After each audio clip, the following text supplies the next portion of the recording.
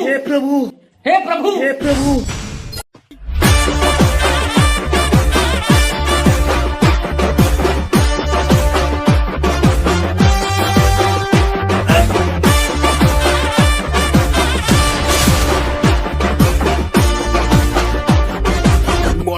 சத்து சத்துன அடிய போட்டு விட்டுருவேன்